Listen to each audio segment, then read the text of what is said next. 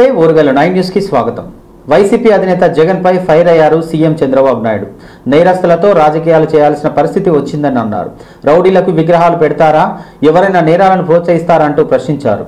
చంపండి నరకండి అంటూ ఎవరైనా మాట్లాడతారాను హింసను పాత్ర సహిస్తూ పోలీసులపై నిందలు మోపుతున్నారంటూ మండిపడ్డారు చంద్రబాబు నాయుడు. తమ ప్రభుత్వం ఎవరిని టార్గెట్ చేయలేదని అన్నారు.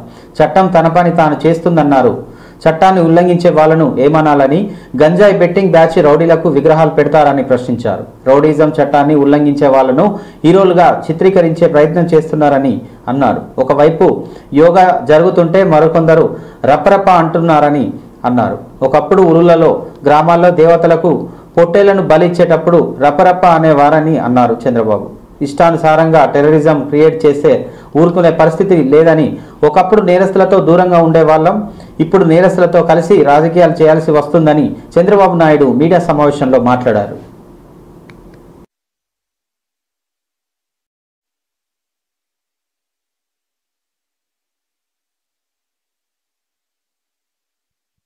కాన్సంట్రేషన్ పవర్ పెంచుకోగలిగితే వండర్ చేసే అవకాశం ఉంటుంది. అదే మరి ప్రశాంతంగా కూడా ఉంటాయి. దీన్ని ఏ విధంగా తీసుకుపోవాలనో ఇవన్నీ అనుభవాలు చూసిన తర్వాత భవిష్యత్తులో ఆఫ్లైన్ ఆన్లైన్ ట్రైనింగ్ కూడా ఇస్తాం. అదే మరి కోర్సెస్ కూడా కండక్ట్ చేస్తాం. దీన్ని లాజికల్గా తీసుకుపోయే వరకు దీని మీద శ్రద్ధ పెడతాం. అయితే మంత్ దీనిపైన డిక్లరేషన్ కూడా పెట్టాం. 8 లక్షల లొకేషన్లో వేసాం. సో ఎవరైనా చూసి అదే మరి వాటర్ కంటామినేషన్ వచ్చినా ప్రాబ్లమ్స్ వస్తాయి. గతంలో మొత్తం సూర్యోదయానికి ముందు భోంచేసి ఏరియా నుంచి 25 వాళ్ళు కూడా యాక్సెప్ట్ చేసి చెస్ పెట్టాం. కాదు, ఆ గంగమ్మ జాతరలో పొట్టేళ్లు నరకడం అలవాటు, చెస్ పెట్టాం. రాష్ట్రం అంతా పాజిటివ్గా వచ్చారు. వీళ్ళు మాత్రం దాన్ని చెడగొట్టడానికి ఏం చేయాలనో వైలెన్స్ క్రియేట్ చేయాలి, డైవర్ట్ చేయాలి public attention. That is their art or their intentions.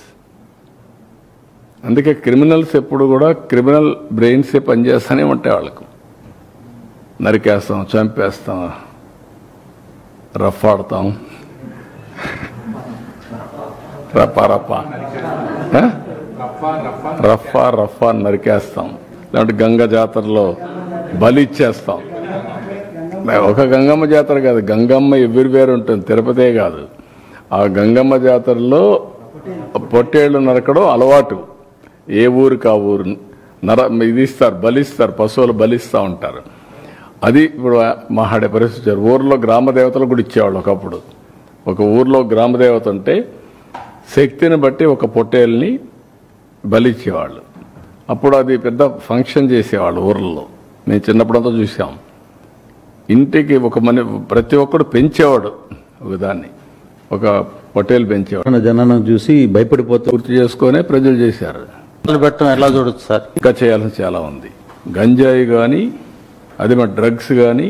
ఇప్పుడు ఏంటంటే ఎక్కడన్నా పోతే ఎంత బాధేస్తుందంటే,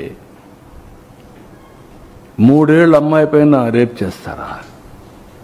అరే హ్యూమన్ బీయింగ్, నీ మైండ్ అంత ఖరాబ్ అయినాక నీ మైండ్ ఎట్ట బాగు చేస్తామండి నేను అడుగుతున్నా. సుగులో ఉండే కమ్యూనల్ ఎలిమెంట్స్ కూడా హ్యాండిల్ చేశాం. అంటే ఎక్కడికి తీసుకుపోతాం ఈ సమాజాన్ని? ఎవడికి న్యాయం జరుగుతుంది? ఒక రౌడీ శాసించే పరిస్థితులు ఒక ఊర్లో వస్తాయి. మీరందరూ ఆలోచిస్తారా? చాలాసార్లు చెప్తా ఉంటాను నేను. గవర్నమెంట్లో అరాచకాలు జరిగాయా లేదా?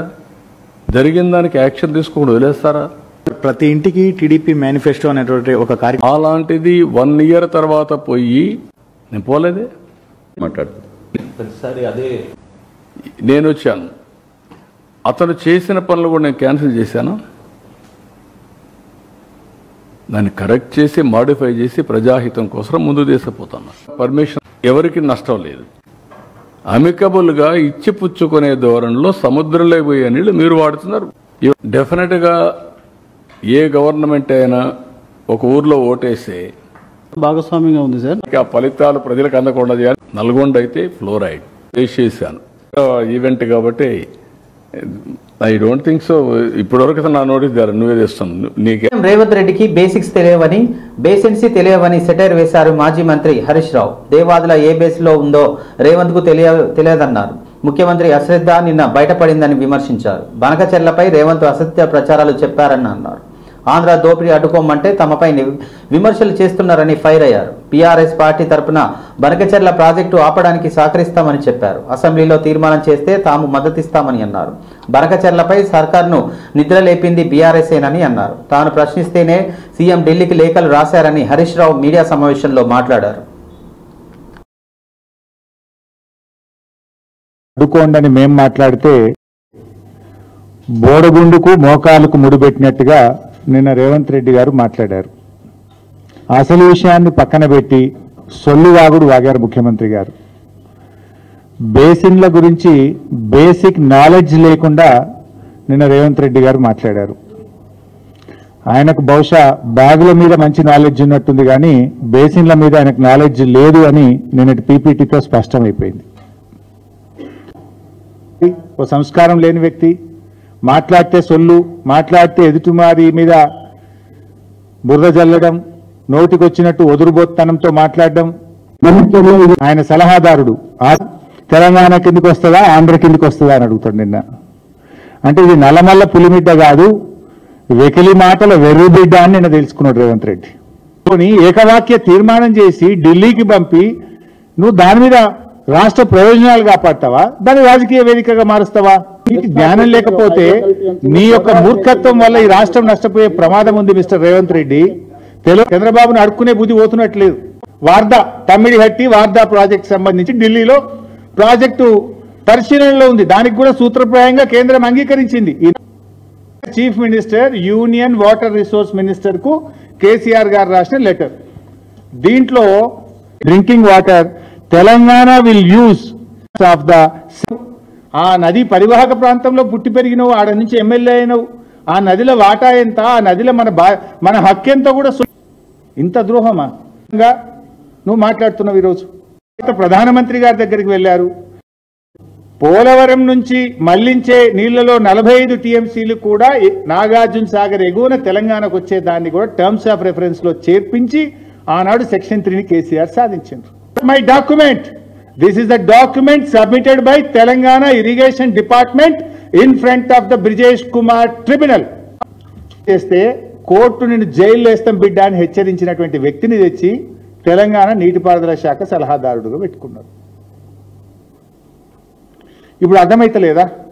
I show the record also. అప్పుడు కప్పిపుచ్చుకోవడానికి గొంతు పెద్ద చించుకుంటాడు, కానీ కాన్ఫ్లిక్ట్ ఆఫ్ ఇంట్రెస్ట్ కాదు. ఎంతసేపు అదే ఆ చంద్రబాబు నాయుడు దాంట్లోకి బయటకు వస్తేట్లేడు. సమయంలో ఇచ్చిన నీళ్లు 48,74,000 ఎకరాలు. నిర్వాసితులకు డబ్బులు ఇచ్చి ఎల్లంపల్లిని పూర్తి స్థాయిలో నీళ్లు నింపాం, కట్టాం, అన్నారం కట్టకపోయింది. ఆయన ఎస్ఎల్బిసి కుప్పగూలి అయిపోతున్నట్టన అది తాత్కాలిక ఒప్పందం. ఆయన కూడా బీఆర్ఎస్ మీద వెళ్తాడు. నిన్న మాట్లాడుతున్నాడు ఆయన. అసలు కూలింది మీ కాలంలో కాదా? మీ తొందరపాటు వల్ల కాదా? జాగ్రత్తలు తీసుకోకపోవడం వల్ల కాదా? ఇప్పటికి శవాలు బయటకు రాలేదు, కనీసం దాని మీద నీకు సోయి లేదు. ఇంకా ఉల్టా దబాయిసేది అంటారు చూడు, చోరు ఉల్టా కోత్వాల్కు దాంటే ప్రొసీజర్ అండ్ రూల్స్ ప్రకారంగా, ట్రిబ్యునల్ ఆర్డర్స్ ప్రకారంగా ఈ రాష్ట్రానికి. తెలంగాణలో సంచలనంగా మారిన phone tapping case AP politics లో హీట్ రేపుతుంది. ఏపీకి చెందిన ప్రముఖుల ఫోన్లు కూడా ట్యాప్ అయ్యాయని అంటూ ఆరోపణలు వినిపిస్తుండటంతో హాట్ టాపిక్ గా మారింది. ఈ క్రమంలో జగన్ తన ఫోన్ కూడా ట్యాపింగ్ చేశారంటూ ఏపీ పీసీసీ చీఫ్ షర్మిల సంచలన ఆరోపణలు చేశారు. గురువారం షర్మిల వ్యాఖ్యలపై స్పందించిన వైఎస్ జగన్ కీలక వ్యాఖ్యలు చేశారు. పక్క రాష్ట్రంలో ఫోన్ ట్యాపింగ్ జరిగితే మాకేంటి సంబంధమని అన్నారు. షర్మిల అప్పట్లో క్రియాశీలకంగా ఉందని చేశారేమోనని అన్నారు. అసలు ఫోన్ ట్యాపింగ్ చేశారో లేదో మాకిలా తెలుస్తుందన్నారు. ఇది ఇలా ఉండగా ఏపీ తెలంగాణ మధ్య నీటి వివాదంపై స్పందించిన జగన్ కీలక వ్యాఖ్యలు చేశారు. ఏపీ తెలంగాణ రాష్ట్రాల నీటి వాటాలకు సంబంధించి జగన్ స్పందించారు. గోదావరి నీటిని కృష్ణా బేసిన్కు తరలించడం ద్వారా శ్రీశైలం, నాగార్జున సాగర్ ప్రాజెక్టులపై ఒత్తిడి తగ్గుతుందన్నారు. పోలవరం కెనాల్స్ ద్వారా ఎక్కువ నీటిని పంపు చేయగలిగితే నాగార్జున సాగర్ డ్యాంపై ఒత్తిడి తగ్గుతుందని, అప్పుడు శ్రీశైలం ప్రాజెక్టులోని నీటి వాటాను రాయలసీమకు పూర్తిగా వాడుకోవచ్చని జగన్ పేర్కొన్నారు.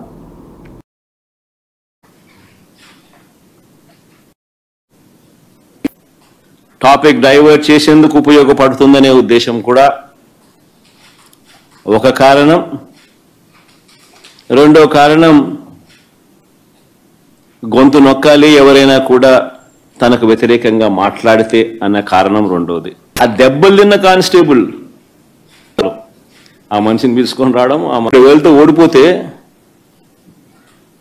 చంద్రగిరిలో ప్రజలు తంతే చంద్రబాబు నాయుడిని 17,000తో ఓడిస్తే కుప్పం పోయినాడు.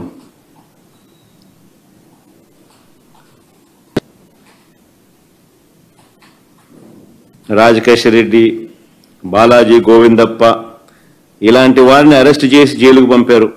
తీసుకుని వీళ్ళని అరెస్ట్ చేసే ధ్వంసం చేసే కార్యక్రమం.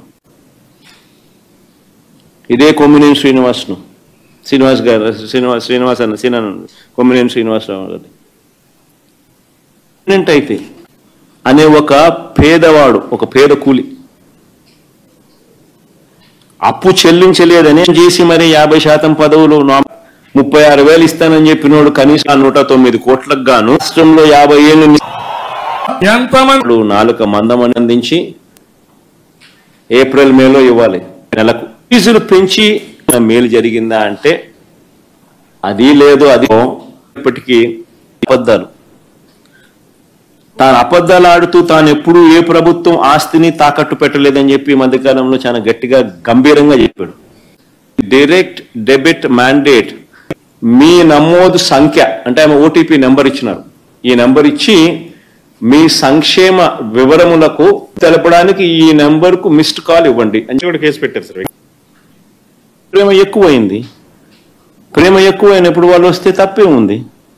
వాళ్ళు వచ్చినందువల్ల నీకేం బాధ?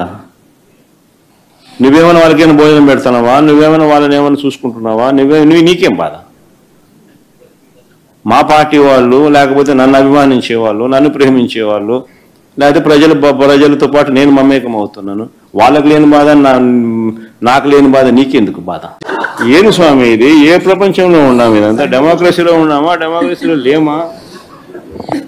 సార్ ఆ పోస్టర్ పట్టుకున్న అతను కూడా టీడీపీ కుర్రాడు సార్. రైట్స్ వీళ్ళకి తాకట్టు పెడతా ఉన్నారు. దాదాపుగా 80% ఆఫ్ ది లోనా అంతే, అక్కడైనా పోలవరమైనా అంతే. సో కాంప్రిహెన్సివ్ గా ప్రజల్ని మోసం చేశారని ఫైర్ అయ్యారు మంత్రి పొంగిలేటి శ్రీనివాసరెడ్డి. ఎప్పుడు ఎన్నికలు వచ్చినా బొమ్మాయిలను చూపించుకొని ఓట్లు వేయించుకున్నారని మండిపడ్డారు. జూన్ 19న యాదాద్రి జిల్లా తుర్కపల్లి మండలం వాసలమరిలో 205 మంది లబ్ధిదారులకు ఇందిరమ్మ ఇండ్లు మంజూరు పత్రాలను అందజేశారు. ఈ సందర్భంగా మాట్లాడిన ఆయన సీఎం రేవంత్ రెడ్డి చొరవతోనే ఒక వారంలోనే వాసలమరిని బాగు చేస్తున్నామని చెప్పారు. ఆగం చేసిన వాసలమరిని అభివృద్ధి చేసి చూపిస్తామని, పేదోడి సొంత ఇంటికలా సహకారం ఇస్తున్నామని అన్నారు. ఎన్నికలు ఎప్పుడొచ్చినా బొమ్మ ఇల్లు చూపించుకొని ఓట్లు వేయించుకున్నారని తప్ప ఒక్క ఇల్లు కూడా కట్టించలేదని అన్నారు. మేము మాత్రం ఎన్నికల ముందు ఇచ్చిన ప్రతి హామీలను నెరవేరుస్తున్నామన్నారు. ఇందిరమ్మ ఇండ్లు ప్రభుత్వమే పేదోడి ప్రభుత్వమని అన్నారు. 20 లక్షల ఇందిరమ్మ ఇళ్లను కట్టడం కాంగ్రెస్ ప్రభుత్వం చిత్తశుద్ధికి నిదర్శనమని అన్నారు. భూభారతి చట్టంలో భూములను కాపాడుతామని, ఆగస్టు లోపు భూ సమస్యలు మొత్తం పరిష్కరిస్తామని, ఒప్పును తప్పుగా చేసి 10 ఏళ్లు రాష్ట్రాన్ని ఆగం చేసిన కేసీఆర్ మళ్లీ ప్రజలకు నమ్మించి మోసం చేయడానికి కుట్ర చేస్తున్నాడని పొంగులేటి శ్రీనివాసరెడ్డి మాట్లాడారు. మీతోనే మమేకమై ఉంటారు.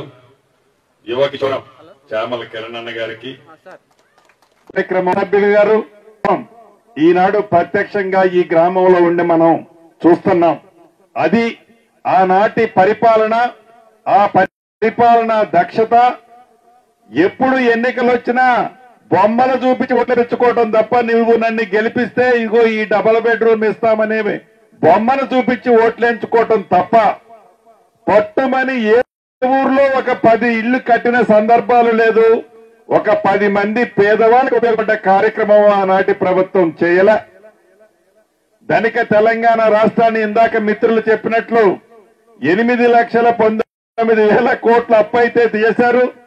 అప్పు చేయటమే కాదు, ఆ చేసిన అప్పు మన ఇందిరమ్మ ప్రభుత్వం ప్రతి నెల 6,500 కోట్లు అసలు మిత్తి కడుతూ,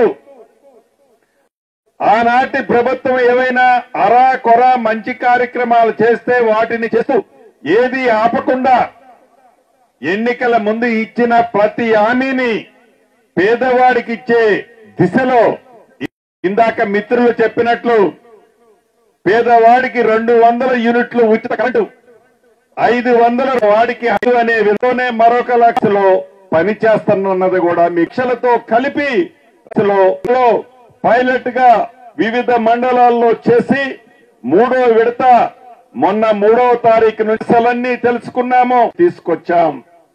అంతేకాదు ఇచ్చిన 6,000 పైగా లైసెన్స్డ్ సర్వేలను కూడా అతి కొద్ది రోజుల్లోనే మీ మండలానికి నిర్ణయించబోతున్న కాపాడే ప్రభుత్వం, పేదోడికి భరోసా ఇచ్చే ప్రభుత్వం, పేదోడి పక్షపాత ప్రభుత్వం మొదటి నుంచి గాడిలో పూర్తయి సోషల్ మీడియాని వాడుకొని తాపత్రయపడుతున్నారు. కాబట్టి కాళేశ్వరం విషయంలో తనపై బురద జల్లడం సరికాదని బీజేపీ ఎంపీ ఈటల రాజేందర్ అన్నారు. చేస్తున్న ఆరోపణలను నిరూపిస్తే రాజకీయాల నుంచి వైదొలుగుతానని చెప్పారు. కాళేశ్వరం అంశంలో నాపై అసత్య ఆరోపణలు చేస్తున్నారన్నారు. కమిషన్ విచారణ త్వరగా ముగుస్తుందన్న నమ్మకం లేదు.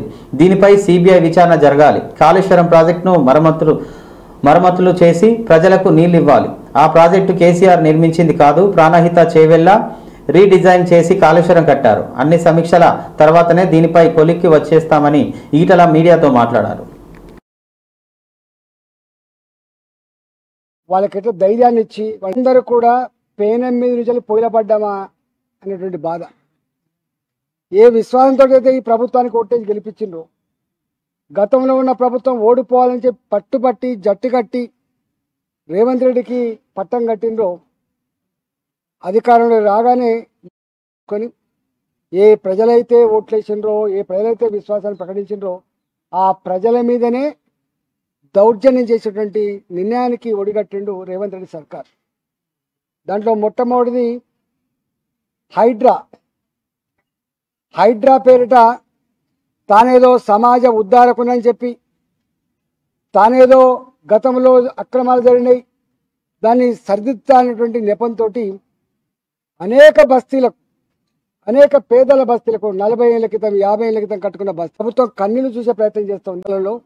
దాదాపు మూసికి అటుపక్క కిలోమీటర్ ఇటుపక్క కిలోమీటర్ నోటీసులు ఈ పార్లమెంటు పరిధిలో జరిగినటువంటి అన్ని కార్యక్రమాలను కూడా రేపు ఎగ్జిబిషన్ రూపంలో ప్రతిదీ కూడా వాళ్ళ కళ్ళ ముందు ఆవిష్కరించే ప్రయత్నం చేస్తాం.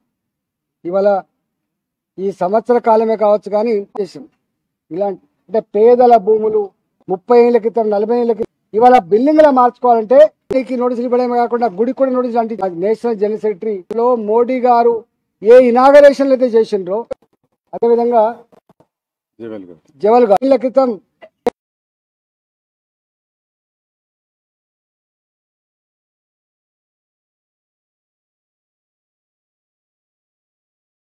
ఇంతటితో ఈ వార్తలు సమాప్తం. మరో వార్తలతో మళ్ళీ కలుద్దాం. చూస్తూనే ఉండండి ఓరుగల్లు 9 న్యూస్.